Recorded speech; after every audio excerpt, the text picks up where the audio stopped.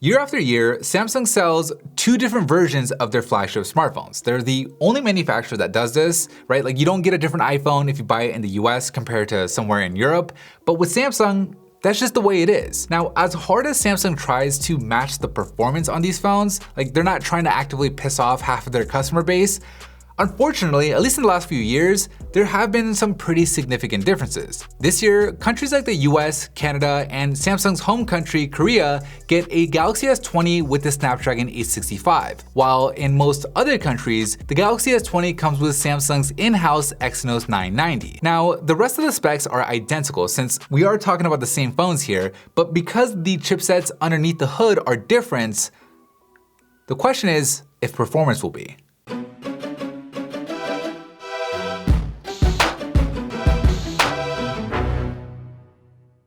There's only a few more days left to enter our giveaway for a brand new Galaxy S20 Ultra. And all you have to do to enter to win is follow us at PhoneBuff on Instagram. And that's literally it. This giveaway is international and we'll be announcing the winner on April 30th with all the links and info that you need down below. Okay, so we'll begin the test by starting the stopwatches on each phone and then jumping into the first row, where the Snapdragon variant is able to get the small step over the Exynos in Facebook. But the difference wasn't all that big, with the two phones performing roughly the same in Starbucks and, from the looks of it, nearly identically in Microsoft Word. We'll see if one of these phones can create some real separation here in Excel, where the Snapdragon variant does just that, being able to process all those calculations in Excel at a faster rate, allowing it to pull ahead as both phones began editing the same exact photo here in Snapseed, where once again, it looks like the Snapdragon variant is running through the task at a faster rate. So going into Adobe Rush,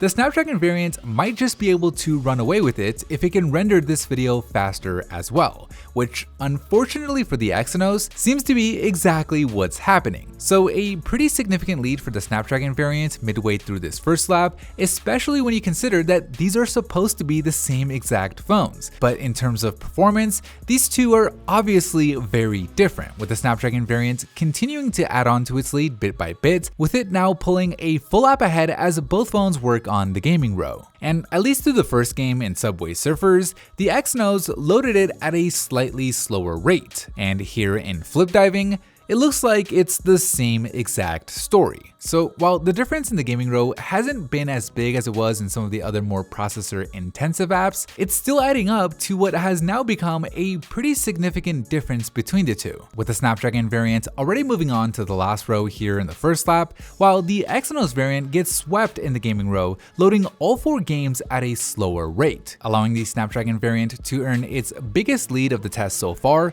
with it finishing up with Amazon and clocking in a time of 2 minutes and 1 second. Meanwhile, the Exynos variant has at least been able to match the Snapdragon's performance in the last row, keeping it from falling any further behind, allowing it to finish 8 seconds later with a time of 2 minutes and 9 seconds. Now, since both of these phones have the same 12 gigabytes of RAM, neither of them had any issues here in the second lap. So the real difference was all in that first lap, where the Exynos variant was consistently slower across all of our test trials. Now, that's not to say that the Exynos variant of the Galaxy S20 is a slow phone, okay? It's still a fast phone, and unless you compare them side by side like this, you'll probably never notice the difference. But at the same time, it is unfortunate that there's a difference to begin with the faster version of this year's Galaxy being the Snapdragon 865 variant. Anyways, that is it for me in this video. Thank you guys for watching, and as always, I'll see you in the very next episode.